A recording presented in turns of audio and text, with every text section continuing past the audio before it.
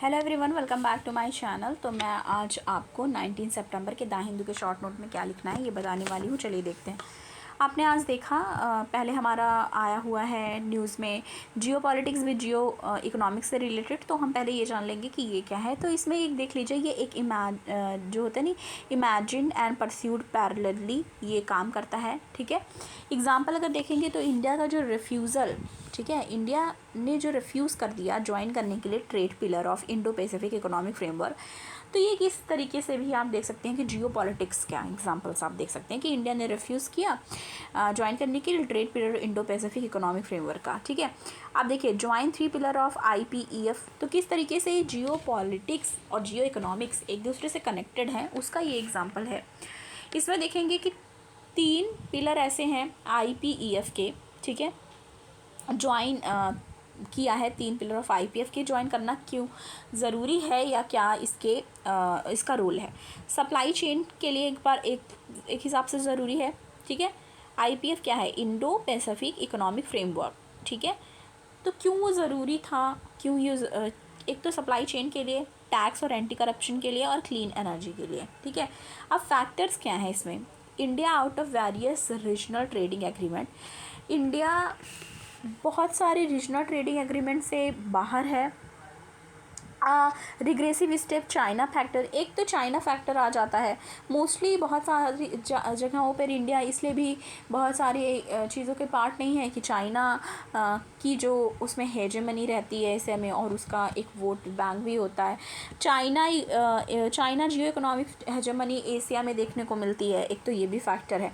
US to economically decouple from China, ठीक है, और उसने क्रिएट किया फिर आई जो PEF है। ठीक है, अब ये हमारा इतना था। ठीक है, इतना ही था हमें इससे रिलेटेड जानना। बहुत सारे लोगों को इससे रिलेटेड नहीं समझ में अगर आया होगा, मैंने समझाने की कोशिश की फिर भी नहीं आया होगा, तो आप एक काम करिएगा, गूगल करिएगा। ठीक है, और उसके बाद फिर और क्लैरिटी के लिए आप कर सकते हैं। पर आपको सिंपली ये जानना है, जियो पॉलिटिक्स विद जियो इकोनॉमिक्स ये इंटरकनेक्टेड फेनोमेना है एक। ठीक है, बहुत बार इंडिया बहुत सारी जगहों की बहुत सारी ट्रेड जो पार्टनरशिप है या ट्रेड पिलर उसकी पार्ट नहीं बन पाती। कहीं ना कहीं वेरियस रीजनल ट्रेडिंग एग्रीमेंट होती है, उससे बाहर रहती है इंडिया, क्योंकि एक रिग्रेसिव स्टेप होता है, ऊपर से एक चाइना का फैक्टर रहता है, तो बहुत जगह इंडिया पार्ट नहीं है, इस वजह से भी वो भी ध्यान में देना है। दूसरा न्यूज़ हमारा जेंडर पे गैप, बहुत इम्पॉर्टेंट है ये, हमें ध्यान में देना। आपने देखा होगा सिलेबस में क्लियरली मेंशन है। ठीक है, तो जेंडर पे गैप, वुमेन का एक आप देखेंगे GS पेपर 1 में सिक्योरिटी वाले सोसाइटी वाले सेक्शन में वुमेन करके आता है ना, एक क्या सेक्शन रहता है जो कि हमें पढ़ना रहता है।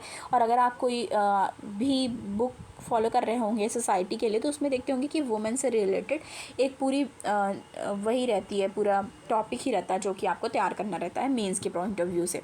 तो उसके लिए जेंडर पे गैप बहुत ज़्यादा इंपॉर्टेंट हो जाता है, इसको आप वहाँ पे लिख सकते हैं।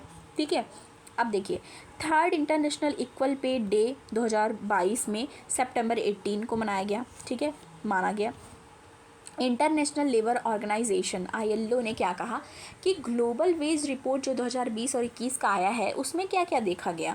क्राइसिस, जो कि massive downward pressure on wages देखी गई।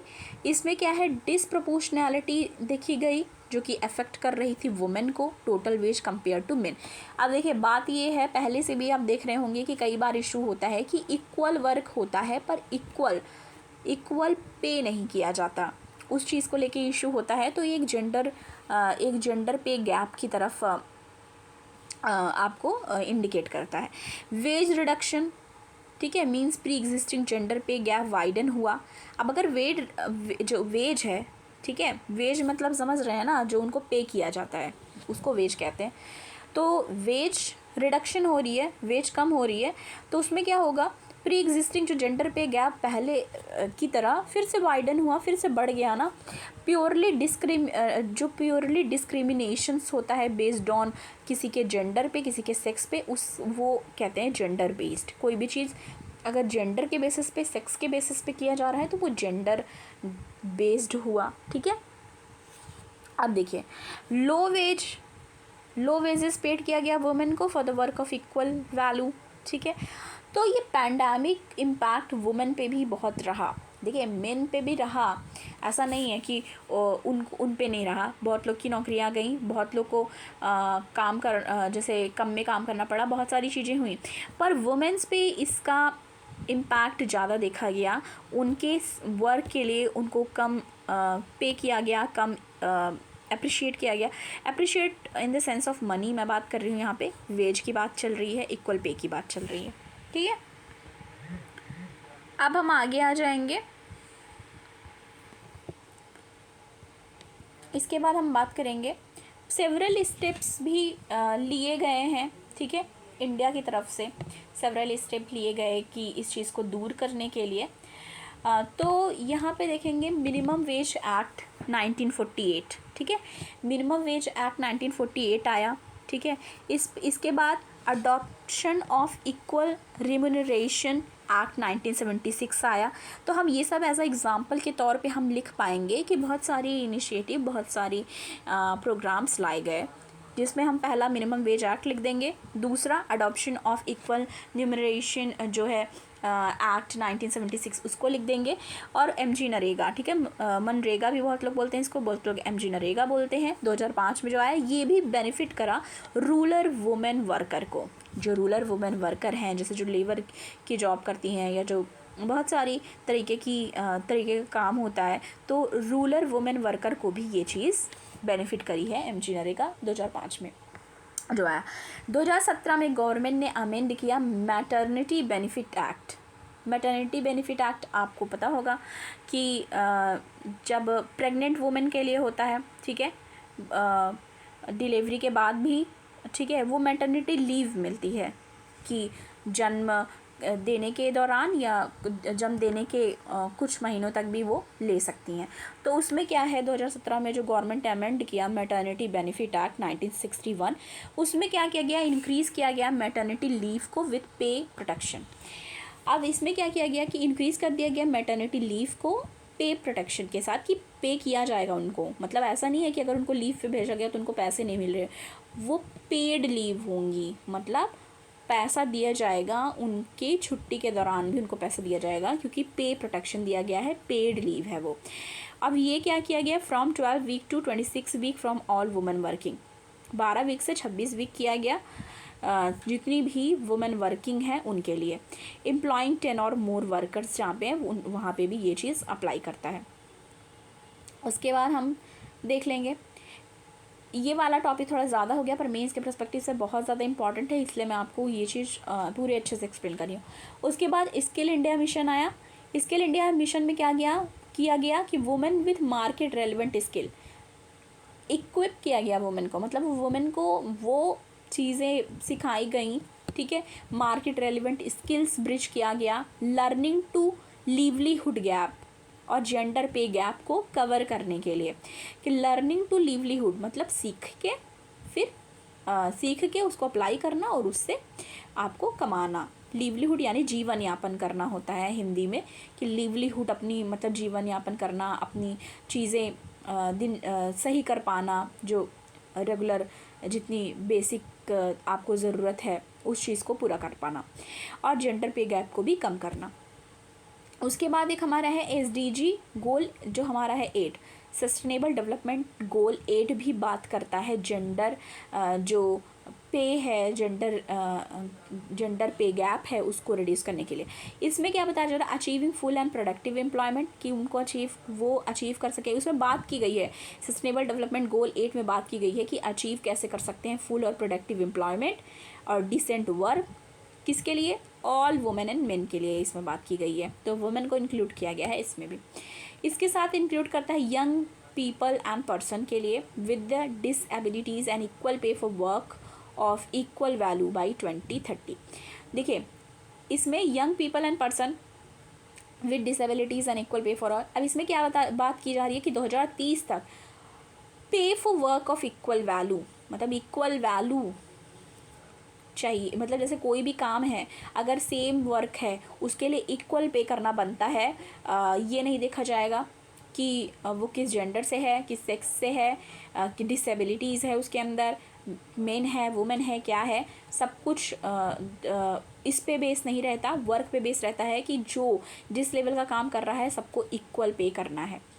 Equal pay international coalition EPIC ये लॉन्च किया गया 2017 में, ठीक है। As multi stakeholder initiative लाया गया ILO के द्वारा, इंटरनेशनल लेबर ऑर्गेनाइजेशन के द्वारा, UN वुमेन एंड ऑर्गेनाइजेशन के द्वारा, ठीक है। उसके बाद economic cooperation and development OECD के द्वारा, और अचीव किया जा सके equal pay for women and main, दोनों की बात की जा रही है, क्योंकि इक्वालिटी की बात की जा रही है तो दोनों की ही बात करनी बनती है, चाहे वो वुमेन हो या मेन हो, दोनों को इक्वल पे करने की यहाँ पे बात करी जा रही है। तो हमारा वो टॉपिक कंप्लीट हो गया। इसके बाद हमें ये करना है are disruptive nexus of India and China and Pakistan. China and Pakistan का मैंने आपको न्यूज़ में बताया, जस्ट एनालिसिस आप देखेंगे कि वहाँ पे क्या बात की गई कि कैसे चाइना और पाकिस्तान, कैसे चाइना फेवर कर रहा है पाकिस्तान, टेररिस्ट जो हैं या टेररिस्ट गतिविधियाँ हैं जो, उस पर वो कुछ भी नहीं बोल रहा है, ठीक है। पाकिस्तान ग्रे लिस्ट में है उससे भी रिलेटेड, क्योंकि वो UNSC का परमानेंट मेंबर है, तो उसके लिए भी वो कुछ भी ऐसे चीज़ें नहीं कर रहा है, बिकॉज कि उसको फ़ायदा है पाकिस्तान से, या उससे वो पाकिस्तान से मिलकर काम कर रहा है, तो इसलिए भी वो कोई भी एक्शंस नहीं लेगा उसके खिलाफ। अब नेक्सस बिटवीन चाइना एंड पाक में हम देखेंगे रिलेशनशिप बिटवीन चाइना एंड पाक कब डेवलप हुआ। ओवर 1970 और 80s में डेवलप हुआ, ठीक है।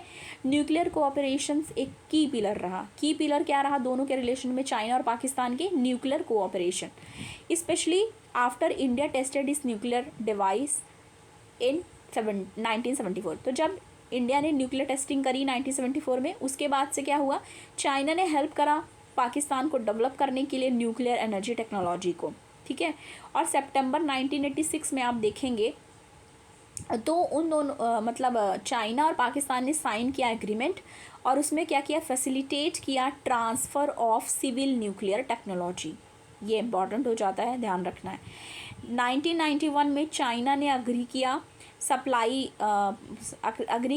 करने के लिए पाकिस्तान को इंडिजिनस डेवलप, ठीक है, क्विंचान फर्स्ट न्यूक्लियर पावर प्लांट उसको देने के लिए अग्री किया, इंडिजिनसली जो डेवलप किया गया था चाइना में। आफ्टर इंडिया टेस्टिंग न्यूक्लियर इन 1998 पाक फॉलोड देखो, जब इंडिया ने क्या किया, टेस्ट कर लिया न्यूक्लियर 1998 में, उसके बाद पाकिस्तान ने भी किया, और किसकी मदद से, चाइना की मदद से। उसके बाद क्या देखना है, प्रेजेंट स्टेटस की बात कर ले तो यूएस और इंडिया की क्लोजनेस कब से स्टार्ट हो गई थी, 2005 और 6 से, ठीक है। यूएस और चाइना 2005 और 6 से क्लोज आ रही थी। उस समय क्या हुआ कि चाइना और पाक, थोड़ी सी चिंताएं बढ़ी थी उनके लिए, चाइना और पाकिस्तान के लिए। उसके बाद क्या हुआ, China belt and road initiative जो BRI हुआ वो मैनिफेस्टेड हुआ। उसके बाद CPEC लाया, चाइना पाक इकोनॉमिक कॉरिडोर, जो कि चाइना और पाकिस्तान से रिलेटेड है। अब चाइना ने इसमें क्या किया, एक्सेस किया चाइना क्या चाहता है, एक्सेस करना चाहता है वेस्टर्न इंडियन ओशियन को, किसके थ्रू, ग्वादर पोर्ट। अब देखो, हमेशा जब भी हम चाइना और इंडिया का रिलेशन पढ़ते हैं या चाइना इंडिया पाकिस्तान का पढ़ते हैं, तो हमेशा ग्वादर पोर्ट इंपॉर्टेंट हो जाता है, जो कि बलूचिस्तान एरिया में है, ठीक है। इंडिया के लिए देख लेते हैं, इंडिया का क्या कंसर्न है, इंडिया के कॉन्टेक्स्ट में हमें देखना है। ग्वादर पोर्ट एक स्ट्रिंग ऑफ पर्ल स्ट्रैटेजी मतलब है इंडिया के लिए, फॉर इनसर्कलमेंट ऑफ इंडिया की इंसर्कलमेंट के लिए, ठीक है। इंडिया ने अगस्त 2019 में क्या किया, अब्रोगेट किया आर्टिकल 370, ठीक है, और रिवोक किया स्पेशल स्टेटस जो रहा जम्मू कश्मीर का। उससे क्या हुआ, ये ब्रॉट होगा, ठीक है, बॉट है ये, बॉट T यहाँ पे ऐड कर लीजिएगा। इसके बाद चाइना पाक और भी क्लोज आ गए, ठीक है। 2020 में चाइना ने साइन किया डिफेंस पैक्ट, तो 2020 में चाइना ने डिफेंस पैक्ट साइन किया पाकिस्तान के साथ। अब पाकिस्तान प्रोक्योर्ड कर रहा है चाइना मेड कॉम्बैट ड्रोन। अब देखो, पाकिस्तान ने क्या किया, लिया ड्रोन और unmanned combat aerial vehicles China से। तो इस तरीके से हमें देखनी थी कि चाइना और क्या बोलते हैं पाकिस्तान का क्या है। अब देखो, पाकिस्तान ने क्या किया, Pakistan Indo China position on its core issues, बहुत सारे इश्यूज़ पे पाकिस्तान ने किया। अब देखो, इंक्लूड करें South China Sea, Taiwan, Xinjiang and Tibet, तो वहाँ पे पाकिस्तान जो है चाइना के फेवर में रहती है। और ये आप हमेशा देखते ही होंगे, न्यूज़ हो या फिर हम स्टैटिक से कवर करें तो भी। After Taliban take over of Pakistan, अब देखा आपने कि क्या हुआ था, अफ़गानिस्तान को तालिबान ने टेक ओवर कर लिया, वहाँ पे उसका तालिबान आ गया।